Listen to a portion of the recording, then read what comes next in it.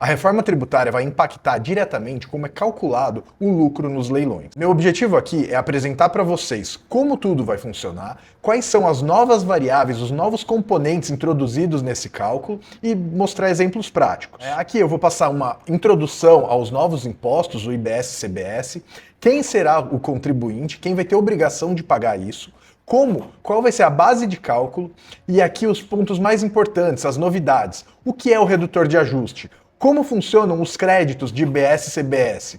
Falar sobre o redutor social, as alíquotas previstas e o cronograma de implementação e dar exemplos práticos para entender mesmo, trazer para a nossa realidade como tudo vai ficar. Para começar, acho importante trazer que a lei que diz como vai funcionar praticamente todos esses aspectos da reforma tributária é essa lei complementar número 214 de 2025. E ela está constantemente passando por alterações até tudo começar a valer e ficar sólido todos os entendimentos. E o que ela traz é essa questão do IVA dual, né, o Imposto de Valor Agregado Dual, que ela implementa dois impostos, o IBS e o CBS, que teoricamente vieram para simplificar. O IBS veio para substituir o ICMS e o ISS, e ele tem a competência estadual e municipal, ou seja, cada um dos dois vai ter uma alíquota, e o contribuinte vai pagar a soma dessa alíquota. E o CBS é um imposto que veio para substituir o PIS, COFINS e IPI, e ele é um imposto federal. Ou seja, está trocando 5 impostos por 2. E outro ponto, cada um desses impostos anteriores, eles tinham uma regra, uma forma de funcionamento, e agora esses dois impostos, eles vão ter praticamente a mesma regra, ou seja, tudo vai ser ditado pela mesma normativa, o que teoricamente vai facilitar o entendimento e as dúvidas. Uma coisa que se aplicar para um vai se aplicar para o outro também. Um ponto é que esses dois impostos vão ser aplicados muitas vezes nas atividades imobiliárias e são impostos que nós não tínhamos, né? Como pessoa física não tinha nenhum deles e como pessoa jurídica, eventualmente aí no lucro presumido, nós tínhamos o PIS e COFINS. E agora nós teremos o IBS e o CBS.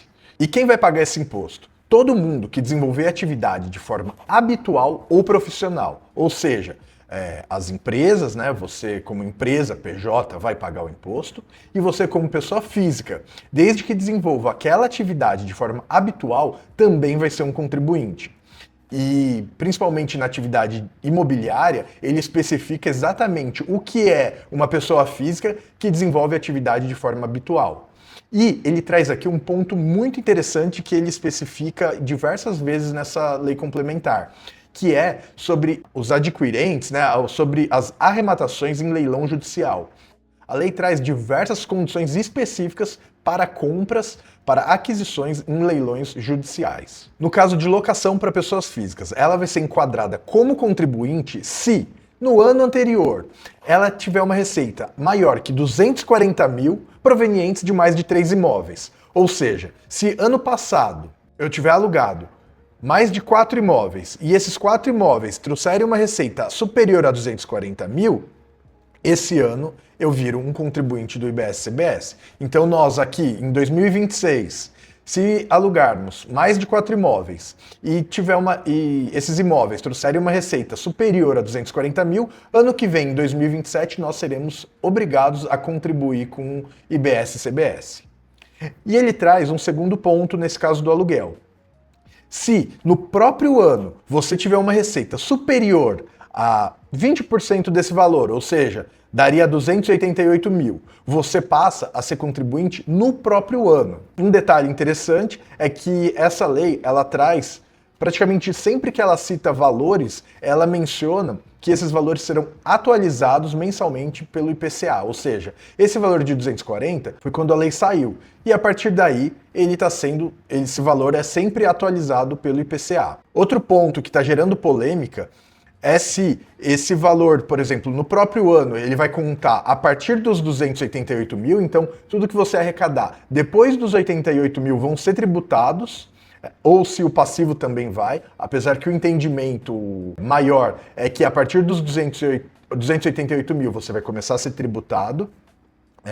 E no ano seguinte, pelo que diz a lei, você não vai ser um contribuinte mais. Por quê? Porque no ano, vamos dizer assim, nesse primeiro ano, você não ultrapassou a receita proveniente de 3 imóveis, você ultrapassou o valor, mas não ultrapassou o número de imóveis. Então, ele não será aplicado no ano que vem, você volta a ser um não contribuinte. Agora na venda, ele diz que no ano anterior você tem que ter vendido mais de 3 imóveis ou ter vendido mais de um imóvel construído. Ou seja, se no ano anterior eu vendi 2 imóveis, não sou contribuinte. Vendi 4 imóveis, no ano seguinte vou ser contribuinte.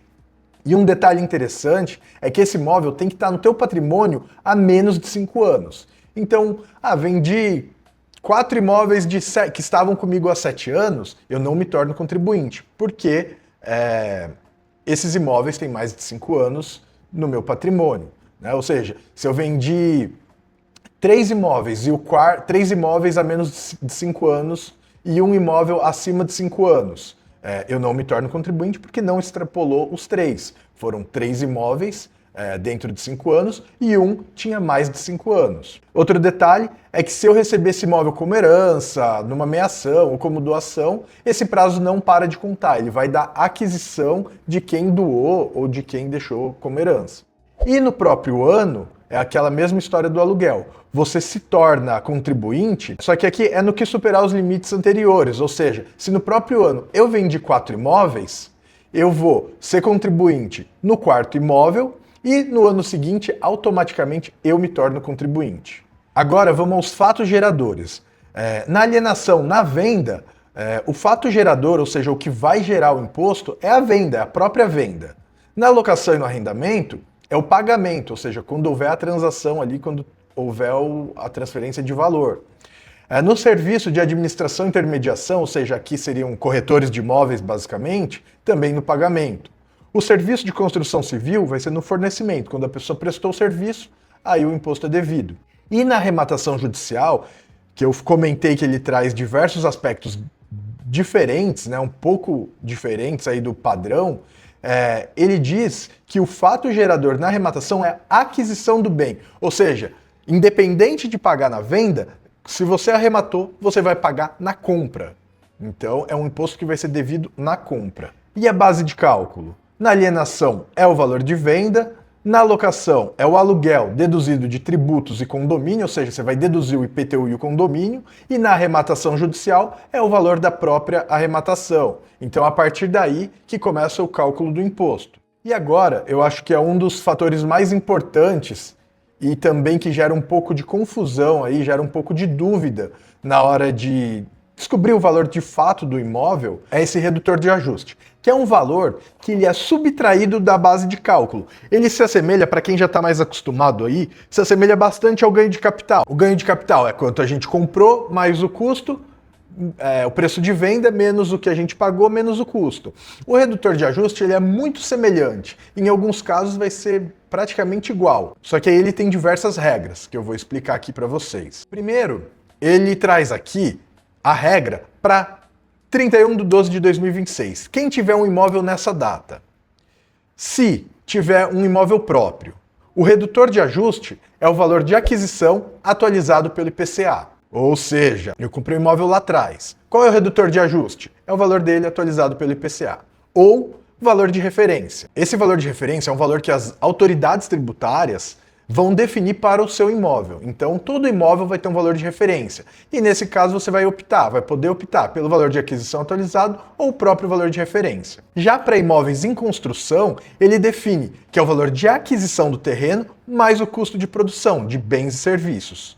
E, a partir de 2027, esse redutor de ajuste passa a ser exclusivamente o valor de aquisição do imóvel de não contribuinte. Vamos voltar aqui um ponto interessante. O redutor de ajuste, ele só é aplicado e útil para quem vai ser contribuinte, ou seja, se você entrou naquelas condições de contribuinte habitual, você vai poder aplicar o redutor de ajuste e vai pagar o IBS e CBS. Eu não sou um contribuinte habitual, não sou contribuinte, não tenho isso como atividade habitual. Você não vai pagar nada, então o redutor de ajuste é irrelevante. Mas se você vai ser obrigado a pagar, então essas condições serão aplicadas e a partir de 2027, todo mundo que for contribuinte e comprar um imóvel de um não contribuinte, o valor do redutor de ajuste vai ser o valor da própria transação. E para novas construções, ele não especificou igual para 2026. Então, a princípio, é o valor do terreno. Por quê? Porque é o valor de aquisição do imóvel.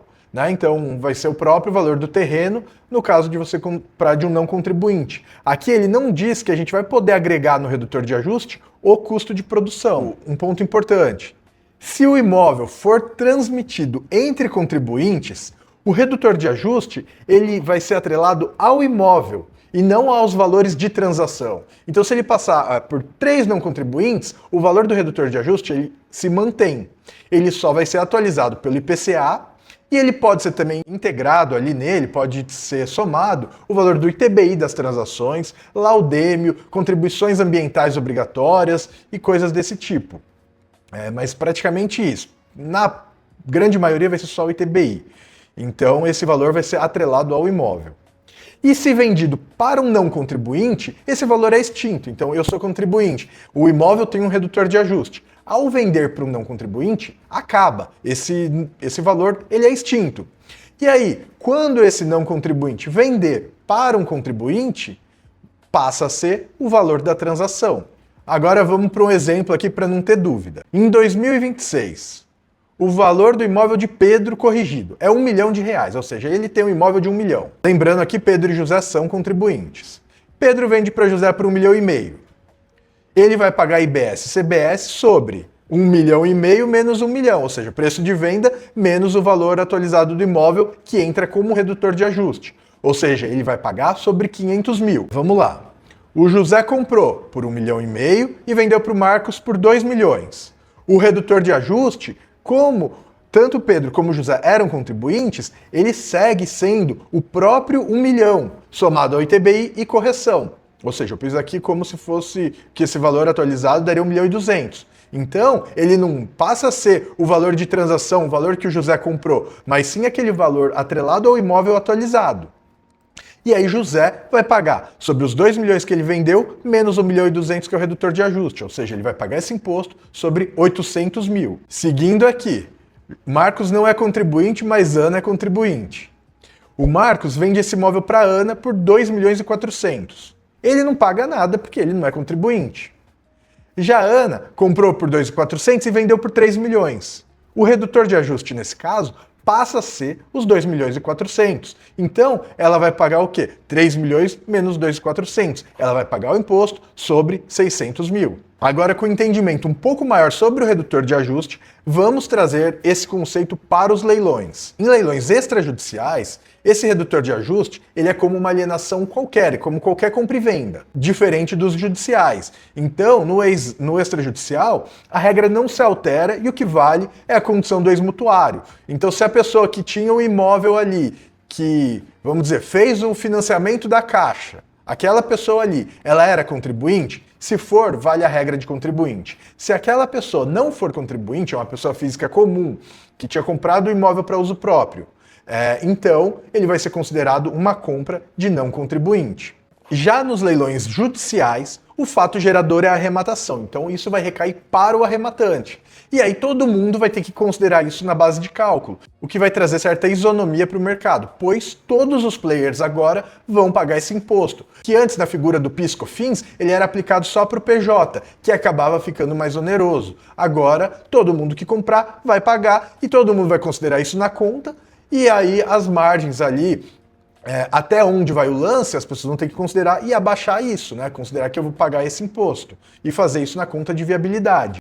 E aí, quanto ao redutor de ajuste, o que a lei fala? Será tratado como uma alienação realizada por contribuinte. Então esse redutor ele vai se manter na arrematação, ou seja, se o imóvel tem um redutor vinculado, ele se mantém na arrematação. Se ele não tem o redutor vinculado, ele vai ser como uma venda por não contribuinte e nesse caso, ele não especifica se vai ter um redutor nesses casos, então a princípio não vai ter, porque também não faria sentido o próprio valor da arrematação ser o redutor. A princípio, quando tiver redutor, ele vai ser considerado na arrematação, se não tiver, o imposto vai ser sobre o valor da arrematação cheio. Agora, para vender esse imóvel, em lugar nenhum fala que por arrematar um imóvel, você se torna um contribuinte habitual de operações imobiliárias. Então o entendimento até o momento é que você paga na arrematação e na venda do imóvel vai valer aquelas condições de aluguel e venda para dizer se você vai ser um contribuinte ou não. E aí no caso de você ser um contribuinte na venda, você vai manter o redutor de ajuste vinculado ao imóvel, porque você contribuiu na arrematação e vai seguir contribuindo na venda. Então o redutor de ajuste ele se mantém com o imóvel. Agora, se você não for um contribuinte, você não vai pagar IBS e CBS na venda, não vai ter esse redutor vinculado, porque você também não paga imposto, né? E o último ponto aqui sobre a venda é, se você comprar esse imóvel e ele não tiver ali um redutor de ajuste vinculado, ou seja, você vai pagar o imposto sobre a arrematação cheia, certo? Quando você for vender, esse redutor, a princípio, passa a ser o valor que você pagou na arrematação. Esse valor passa a ser o redutor de ajuste, ou seja, você vai vender, vai descontar o que você pagou na arrematação e vai pagar imposto sobre essa diferença. Isso também, esses pontos aqui com asterisco, são pontos que ainda estão como um entendimento amplo, mas não estão especificados com essas palavras na lei. E o entendimento dos especialistas é que vai ser dessa forma que vai funcionar. Outro novo conceito introduzido é a questão de crédito. Ou seja, vamos dizer você comprou um imóvel. O que o contribuinte anterior pagou na transação de imposto de IBS-CBS, ele vira crédito para você abater na tua transação quando você for vender. A lei diz aqui que o contribuinte poderá apropriar créditos, que seria esse caso, as operações em que seja adquirente. Com a reforma vem a obrigação de emitir nota fiscal em toda transação imobiliária, e ali virá discriminado os valores de IBS e CBS. E na transação, os dois sendo contribuintes, na compra, você vai absorver, vai ficar como crédito o que a pessoa anterior pagou de IBS e CBS. E esses créditos eles poderão ser apropriados, compensados ou ressarcidos, ou seja, você vai poder compensar nas suas operações ou vai poder pedir ressarcimento dele e receber integralmente. Ou seja, se o vendedor e o comprador forem contribuintes, o imposto pago na venda se torna crédito para o comprador. Vamos para um exemplo prático, o mesmo do anterior. Aqui a gente tinha o Pedro e o José fazendo a transação, a gente descontava o redutor de ajuste e agora a gente tem o pagamento de imposto. Então aqui, Pedro pagou 14%, eu pus aqui a alíquota aplicada, IBS mais CBS, 14% no exemplo. É um exemplo, depois a gente vai chegar nesse mérito da alíquota. Então, o Pedro vai pagar 70 mil de IBS e CBS. O José, a gente chegou aqui que ele vai ter 800 mil, né? A base de cálculo dele descontada do redutor de ajuste é 800 mil, e ele vai pagar 14% de imposto também sobre esses 800 mil. Ou seja, ele vai ser devido para ele 112 mil. Porém, ele tinha 70 de crédito que ele absorveu do Pedro. Né? Então ele vai pagar só 42 mil de imposto, ele não vai pagar os 112 que seria devido da operação, ele vai pagar 42. Aqui ele vendeu para Marcos, e o Marcos não é contribuinte, então o Marcos ele não vai ter crédito, porque o não contribuinte não absorve crédito porque ele não paga imposto. E quando o Marcos vender para a Ana, ela também não vai ter crédito nenhum. Por quê? Porque o Marcos não pagou imposto e isso não gera crédito. Ela vai se beneficiar apenas do redutor de ajuste. Voltando aqui para a aplicação nos leilões. Nos leilões extrajudiciais, eles são como uma venda comum, uma alienação comum. Então a questão do crédito vai se manter. Aquela mesma regra. Se o ex-mutuário, quem ocupava o imóvel, quem tinha comprado o imóvel, aqui a gente está falando mais para banco, né? Em extrajudicial que não é de banco, aí é uma venda comum. No extrajudicial, que é de banco, aí entra essa condição do ex-mutuário, ou seja, quem pegou o financiamento e não pagou as parcelas ali e teve o imóvel retomado, se aquela pessoa era contribuinte, o crédito mantém. Se ela não é contribuinte, o crédito se extingue e você compra o imóvel sem crédito nenhum. Já nos leilões judiciais, ele não fala nada sobre créditos na arrematação, ele fala só da obrigação de pagar. Outro ponto muito interessante é que o que a gente pagou na arrematação, ou seja, aquilo ali vai virar um crédito para você abater na venda. Então, muitas vezes vai valer a pena ser contribuinte na venda para aproveitar os créditos que você teve ali na arrematação. Ainda mais com a questão do ressarcimento, ou seja, você vai poder ser ressarcido do valor pago. Ou seja, o que você pagou na arrematação vai virar crédito na venda. Outro ponto que a lei traz é a questão do ressarcimento, que diz que você vai poder ser ressarcido dos créditos que você tiver. E aí falta um pouco de clareza no momento sobre esses créditos da arrematação. Então, se você pagar esses créditos, você pagar o imposto na arrematação, isso vai virar crédito para você e você vai poder ser ressarcido. Isso é um ponto que está em aberto, assim como se você vai poder aproveitar esse crédito na venda, isso não tem nada especificando. Ainda é um entendimento comum, um entendimento da maioria dos especialistas. Provavelmente ainda vem mais lei complementar que vai especificar e definir esse ponto. Agora, conceitos mais simples. O redutor social. O que é isso? É um valor que vai ser também subtraído da base de cálculo de maneira simples. Ou seja, se é um imóvel residencial novo, você vai poder descontar 100 mil na base de cálculo. Ou seja, vai somar o redutor de ajuste mais os 100 mil. Se for um lote residencial, um terreno, esse valor vai para 30 mil. Se for uma locação residencial, você vai poder abater R$ 600 todo mês da base de cálculo. E a lei traz também o conceito da locação por temporada, que ela diz que são contratos menores que 90 dias, ou seja, você faz um contrato de 60 dias, ele vai ser considerado ali a locação por temporada e vai ser equiparado ao serviço de hotelaria. Nesse caso, não entra esse redutor social, ele não entra, não é cabível. Outro conceito é o redutor de alíquota. Ele diz que nas operações com bens imóveis, a alíquota fica reduzida em 50%. Já nas operações de locação, essa alíquota fica reduzida em 70%, ou seja, a alíquota cheia do imposto. Então, se é 10% de imposto, na operação de compra e venda, vai pagar só 5%. Se for locação, vai pagar só 3%, ou seja, 70% de redução. Já naquela questão da locação por temporada, que equipara ao serviço de hotelaria, ele fica reduzido em só 40%, ou seja, a gente vai pagar 60% do imposto. Agora é o ponto que todo mundo quer saber, quanto eu vou pagar de imposto?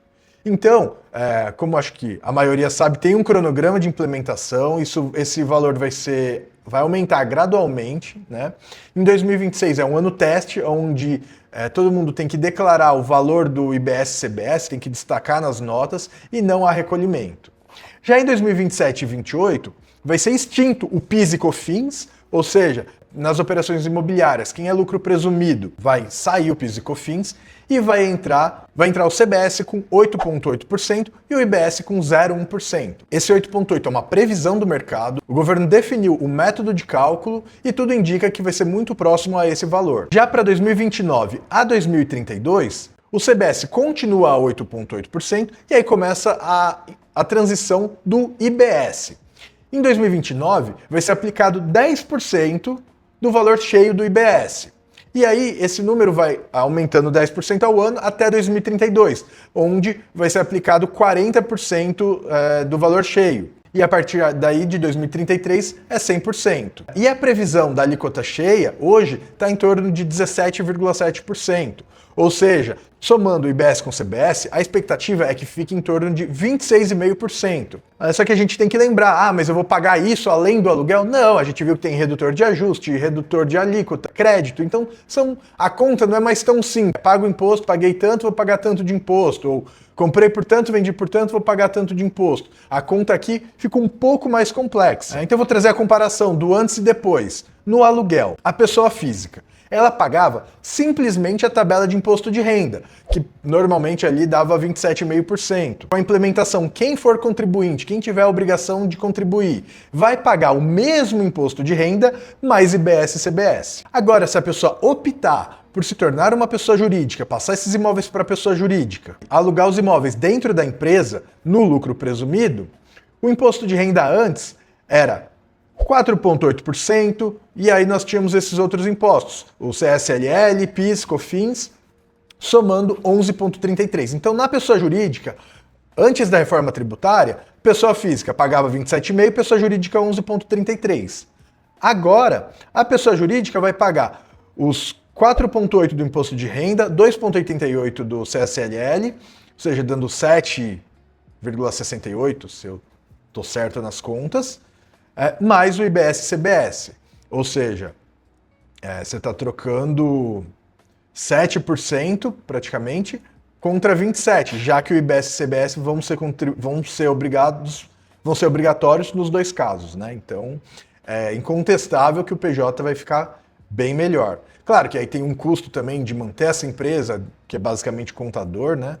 E algumas outras obrigações ali, mas aparentemente o PJ fica muito vantajoso no caso do aluguel. No caso da venda de imóveis, na PF você pagava 15% sobre o ganho de capital. O ganho de capital basicamente é o que você pagou, o que você vendeu, o preço de venda, menos o que você pagou, mais os custos ali daquele imóvel, né, para deixar o imóvel naquele padrão. Agora, com o IBS-CBS, vai manter a pessoa física habitual, que é obrigado a contribuir, vai pagar os mesmos 15% sobre o ganho de capital, mais o IBS-CBS. Na pessoa jurídica, o imposto de renda, ele é de 1,2% a 2%, ele tem ali uma faixa variável, então o valor mínimo era 1,2%, o valor máximo 2%, e aí nós temos essas outras contribuições somando 5,93%, né? O 5,93% é o caso mínimo, e com a reforma, nós vamos pagar somente o imposto de renda mais o CSLL, ou seja, 2,28% a 3,08%, mais o IBS-CBS. Aqui está a comparação. A pessoa física contra a jurídica, né? Então a gente tem ali na pessoa física 15% sobre o lucro, basicamente, e na PJ 2,28% a 3,08% do total. Então o que vale mais a pena? Já que o IBS e o CBS se mantêm. Então fazendo esse cálculo, a gente vê que se o lucro for menor que 15% naquele valor mais baixo, né, ou 20% no valor mais alto do imposto de renda, vale a pena ficar na pessoa física. Agora, se o lucro for maior que isso, vale a pena ir para PJ. Claro, tem que considerar o lucro da empresa, mas vai ser próximo a isso, ou seja, operações com mais de 20% de lucro, provavelmente vai valer a pena ficar na PJ, dependendo do volume, né? Agora vamos trazer para o leilão. Nas arrematações extrajudiciais. Na arrematação não tem pagamento de imposto. Na venda, se for uma pessoa física não contribuinte, vai pagar somente o ganho de capital. Se for contribuinte, vai pagar o ganho de capital mais o IBS-CBS e o PJ vai pagar o imposto de renda, contribuição sindical, né, que é o CSLL, IBS-CBS. Já nos leilões judiciais, todo mundo paga IBS-CBS na arrematação. Então quem não é contribuinte perde o crédito gerado na arrematação. E quem é contribuinte fica com crédito para abater o imposto lá na frente. E também vai ter a questão do redutor de ajuste e todas essas variáveis que a gente comentou. Então, cada caso vai ser um caso, cada imóvel vai ter que ser feita uma análise de todas essas variáveis que a gente trouxe aqui para ver, vale a pena arrematar na pessoa jurídica como contribuinte ou como não contribuinte? E talvez até arrematar dentro da empresa ou como pessoa física, fazer um arranjo de arrematações dentro da pessoa física e jurídica. E como a Receita vai entender isso? Eu posso arrematar como pessoa física e como pessoa jurídica? A princípio não tem nenhum impedimento. E outro ponto é que vai alterar também a dinâmica do leilão extrajudicial e judicial, já que o judicial vai obrigar o pagamento do imposto na compra e no extrajudicial não. Então, com certeza, vai ter que ter muita estratégia para tomar essa decisão e fazer muito bem o cálculo para entender a sua margem, entender a melhor estratégia para continuar competitivo e disputar nas melhores condições do leilão. Você não ficar numa posição prejudicada de imposto, sendo que tem outra pessoa que vai pagar muito menos porque ela optou ali por um arranjo melhor. E como realmente o negócio é complexo e são diversas variáveis onde a gente tinha ali uma coisa simples, ganho de capital ou pagar sobre o valor de venda, agora a gente tem diversas variáveis. Trouxe alguns exemplos de arrematações, tanto nesse período de transição, 27 e 28, como no período da alíquota cheia. Então, o primeiro caso, sem redutor de ajuste, considerando aqui nesse começo da transição em 27 e 28. Uma arrematação de R$100 mil e venda por 160. Eu simplifiquei aqui considerando o valor de arrematação, um valor cheio, que o ganho de capital é sobre esse valor de arrematação, como se não tivesse outro custo, a fins de exemplo, né? Então, para o não contribuinte, o ganho de capital seria 60 mil, dando um imposto de renda ali de 9%, que seriam uns 15%, mais o IBS-CBS na arrematação, que o não contribuinte tem essa obrigação. Ou seja, ele vai pagar 100 mil de arrematação, 4,4 mil reais, né, R$4.400, dando um total do imposto de renda mais IBS-CBS 13.400. Antes da reforma, ele pagaria 9 mil. Então, com a reforma, nesse começo, de 9 mil foi para 13.400. Já a pessoa jurídica, ela pagaria 5,95 sobre o valor de venda, dando 9.488. Já nesse começo da reforma, ela vai pagar só o imposto de renda e a contribuição, dando 3.648. Então isso que ficou de antes da reforma. E agora é introduzido o valor do IBS-CBS na arrematação, ou seja, ela vai pagar 4.400 na compra, na arrematação, e na venda ela vai pagar esse IBS-CBS. Como não tem redutor de ajuste, o valor da arrematação passa a ser o redutor de ajuste na venda, então ela vai pagar sobre a diferença. Ou seja, vendeu por 160, tira o 100 que virou o redutor de ajuste, ela vai pagar o imposto sobre 60 mil.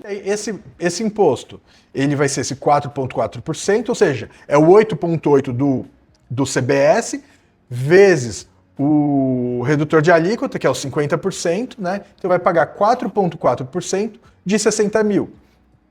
Vai pagar 2.640. Porém, esse valor que ela já pagou aqui na compra, na arrematação, se torna crédito.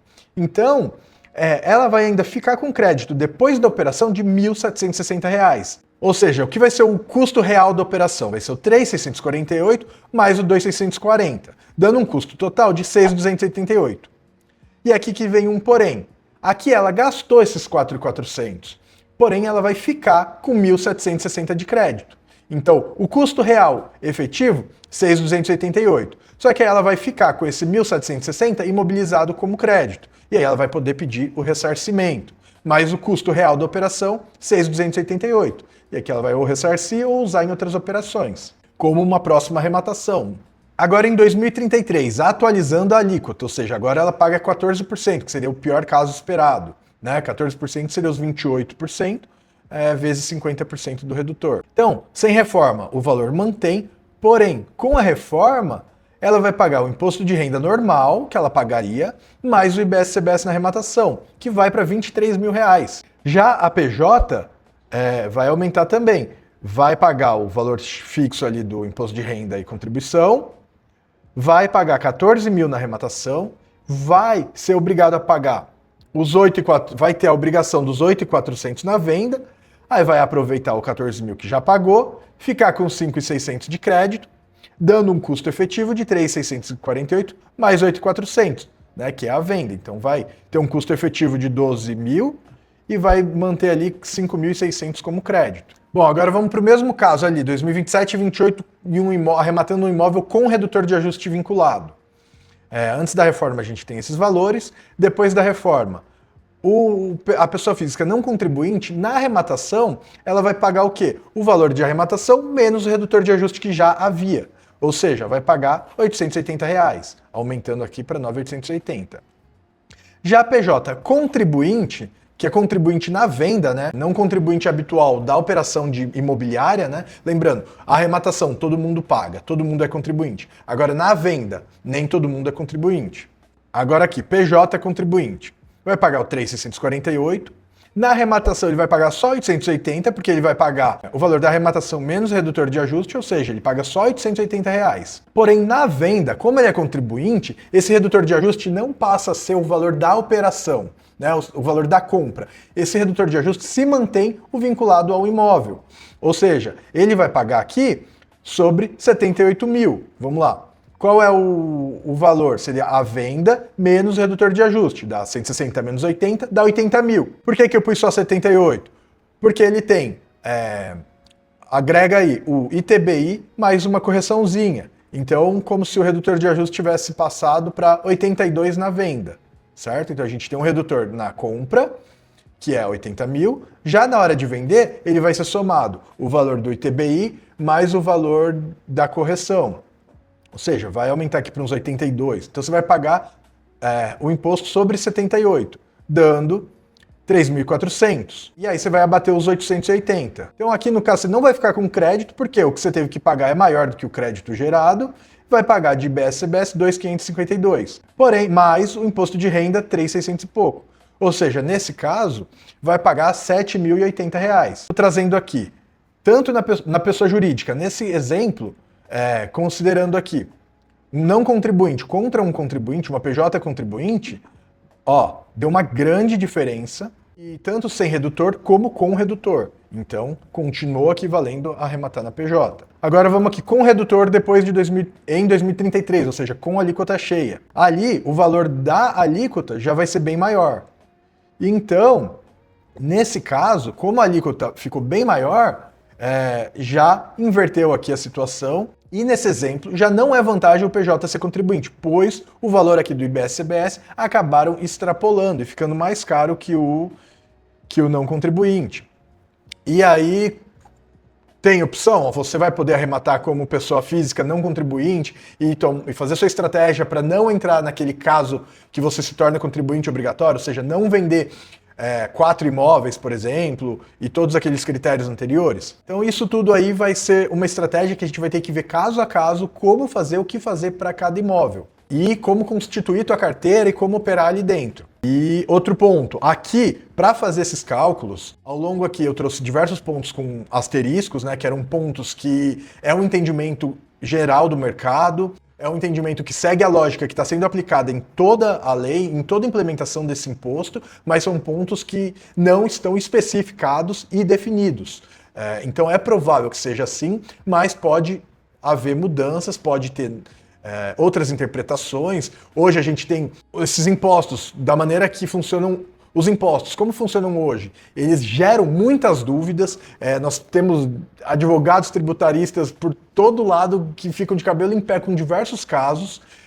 Então, numa lei que ainda está amadurecendo, que vai começar a ser aplicada de fato ano que vem, com certeza tem muito ponto a ser refinado. Mas eu quis trazer aqui um entendimento geral, que você não vai pagar a alíquota cheia, que você tem diversos mecanismos e variáveis novas introduzidas no mercado, e que a estratégia vai ser um pouco mais complexa, né? Calcular isso, tomar uma decisão vai ser um pouco mais complexo do que a gente pratica antes da reforma. E conforme essa lei for amadurecendo, novas leis complementares forem surgindo, eu vou trazer novos vídeos atualizando esse aqui e vou deixar anotado aqui embaixo todos os pontos que foram alterados ou tiveram um novo entendimento. Espero ter esclarecido um pouco mais sobre a reforma, ter tirado o medo de que nós vamos pagar um absurdo de imposto a partir do ano que vem, ter introduzido esses novos conceitos que não são habituais para o arrematante, para quem opera no mercado de imóveis, e sempre que tiver atualização eu vou trazer para vocês. Muito obrigado.